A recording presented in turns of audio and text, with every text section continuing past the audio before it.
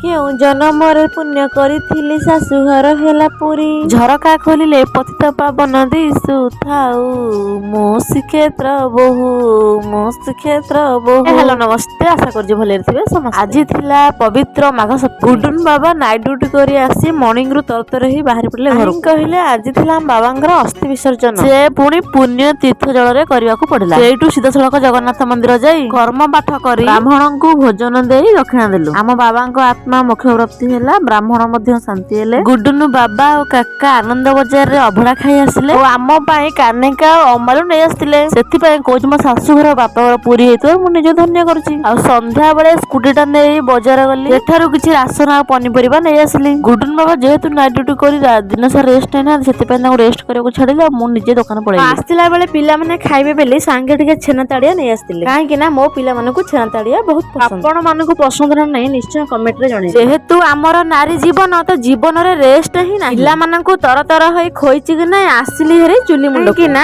ଗୁଡୁନୁ ବାବା 8ଟାରେ ଯିବେ ଡ୍ୟୁଟି କୁ। ଆଉ ସେଇଥିପାଇଁ ଅଳ୍ପ ଘିଅ ମରା ପରଟାକୁ ଡାଲମା କରିଥିଲି। ଆଉ ଗୁଡୁନୁ ବାବା ପେଟ ଫୁଲ କରି ଖାଇଲେ ଆଉ ଆନନ୍ଦ ମନରେ ଡ୍ୟୁଟି ଗଲେ। ମୁଁ ତ ମୋର ନିତିଦିନିଆ କାମର କିଛି ମୋମେଣ୍ଟସ ଆପଣ ମାନଙ୍କ ସାଙ୍ଗେ ସେୟାର କରୁଛି, କାହିଁକି ନା ମୁଁ ଆପଣ ମାନଙ୍କୁ ମୋର ପରିବାର ବୋଲି ଭାବୁଛି। ମୁଁ ଆପଣଙ୍କୁ ହିଁ କହୁଛି, ଆପଣ ହେଲେ ମୋ ପରିବାର ଗୋଟେ ମେମ୍ବର। ଆପଣ କଣ ମୋ ଭିଡିଓ ଦେଖିବା ପାଇଁ ଗୋଟେ ସବସ୍କ୍ରାଇବ କରିପାରିବେନି? ଯଦି ବି ମୋ ଭିଡିଓରେ କିଛି ଖରାପ ରହିଯାଉଛି ଆପଣ ମାନେ କମେଣ୍ଟ ରେ କରି ନିଶ୍ଚୟ ଜଣାଇପାରିବେ। ଆପଣ ମାନେ ହେଲେ ମୋ ନିଜର ଲୋକ, ଭୁଲ ଆଉ ଠିକ ବତେଇବାର କ୍ଷମତା ଆପଣଙ୍କର ଅଛି। ସେଥିପାଇଁ କହୁଛି ମୋ ଭିଡିଓ ଯଦି କିଛି ଭୁଲ ରହିଛି ଆପଣ ମାନେ କମେଣ୍ଟ ରେ ଜଣାନ୍ତୁ, ମୁଁ ସୁଧୁରିବାକୁ ଚେଷ୍ଟା କରିବି।